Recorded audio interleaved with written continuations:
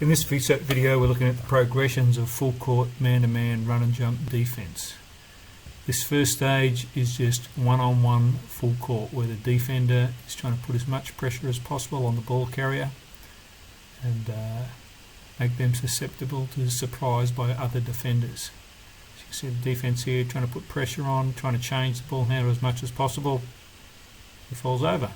Good defence. Again, in this particular drill they're staying in their half of the court because the drill will be running down the other side of the floor as well. Again, another ball handling error just through the pressure. Again, good on ball pressure here, trying to turn that ball carrier as many times as possible, just working in that half court split area that they've got. What he's supposed to do now is go in and try and make a layup. There you go, there's no one that's just made a mistake. Again, good pressure here on the ball carrier. The whole idea of this first stage of this drill is just to work on turning the person who has the ball, trying to force them into making error.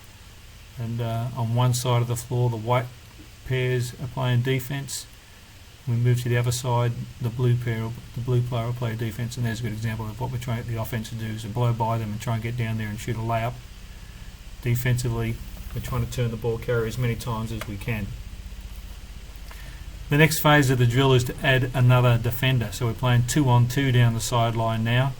The defender off the ball looks for chances to come and surprise the ball carrier. It might be when they turn that they can come and surprise them. Through that surprise they're trying to invite the ball carrier either to pick it up or to try and pass to the next available player or make an error.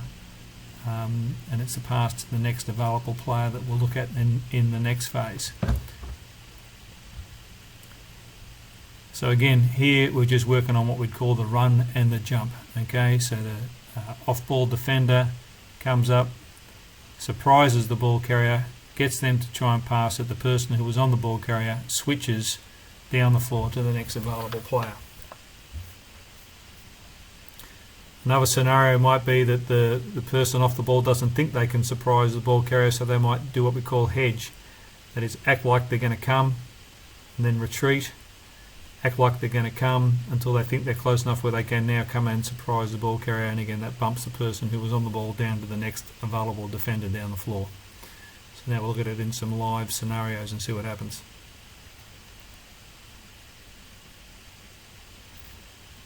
So the defender comes across, didn't do a great job defensively, but the ball was passed ahead, which is one of the things you'll see in the next phase that we're trying to get the offense to do, is to make a poorly calculated pass down the floor. You can see down the other side of the floor we've got the rest of the players doing the same drill, 2-on-2 down the other sideline. So again here, I'm just adjusting the position of this off-ball defender. He should have his back facing towards the middle of the court in a good defensive triangle, in a position looking where he can surprise the ball there. Again, that time he didn't quite get there. The person who was on the ball didn't quite put enough pressure on, so we didn't get a good jump switch opportunity. So the way we rotate this is the two players who start with the ball, and the next phase will go to the centre line, and the players basically just keep rotating around from spot to spot. Here we are again, good ball pressure on this guy. That pressure forces a poor pass. Here we go again, good jump switch here. He come up and surprised the ball carrier, got him to throw the ball up into the air, and when we get a third defender in there, that's a pass that's going to be stealable. Here again we can see the person in off-ball defence is probably a bit too far down the floor. We invited that pass down the court and weren't quite in a position to steal it. That off-ball defender wants to be in a position where they can steal that pass if it's attempted. Same again here, not very good pressure on the ball. The girl who was in the jump switch situation lost track of her player.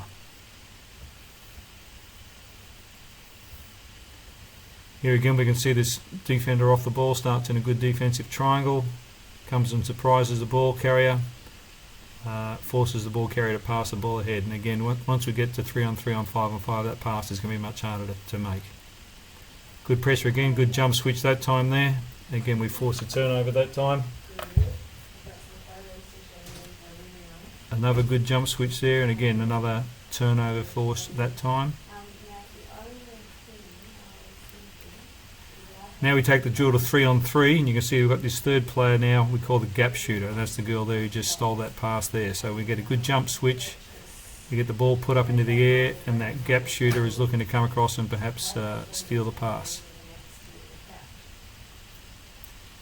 Again, good pressure on the ball, good jump switch.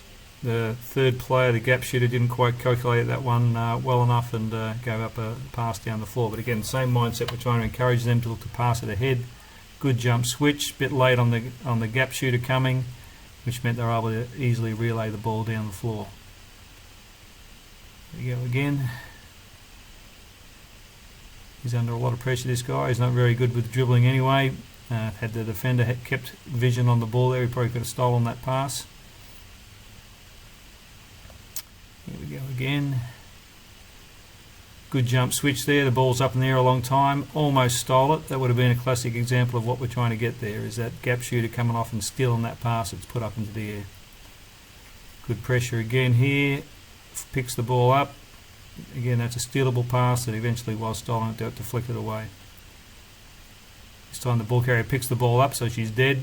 Again, we forced the mistake there by the girl being up the line in a good defensive triangle. Here we go again. So good jump switch. Again, forced the mistake. Caught up, forced another mistake.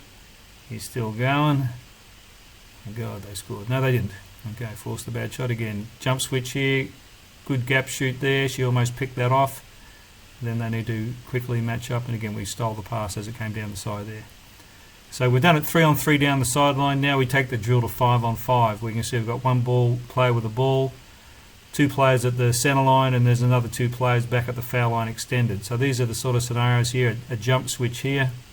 The player who's further down the floor at the foul line extend would be the one who'd come up looking to try and shoot that gap. That would cause rotations from players further down the floor to the next available player.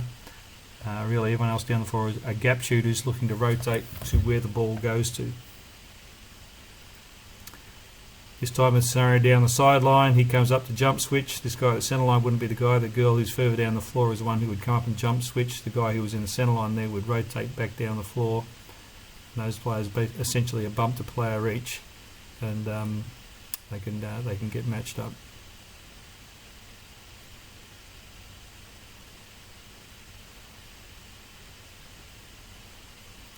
So we want to make sure the players off the ball are cheating up towards the ball in good defensive triangles. The further up the floor they have, the more chance they have of being able to shoot those gaps and pick off those passes. So let's see what we get here. Good jump switch here. Where's that gap shooter? She arrived a little bit late. The players are rotating off the ball. We probably ended up with 2 players at the ball there. A little bit of a miscommunication. But got the general idea. Again, here we go again. Jump switch, good job here. Gap shooter just arrived a little bit too late, but everyone can hustle down, catch up, match up, and the error was forced. So there was a progression of how you can teach run and jump defence from a 1-on-1 situation to 2-on-2 to 3-on-3 and eventually into 5-on-5. Key elements are to make sure you've got pressure on the ball, players who are 1 pass away from the ball looking to come and jump switch, surprise the ball carrier, and players who are 2 passes away from the ball looking to shoot gaps. Once the ball gets past you, everyone is sprinting back, trying to make the quickest effort to match up. Hope that helps.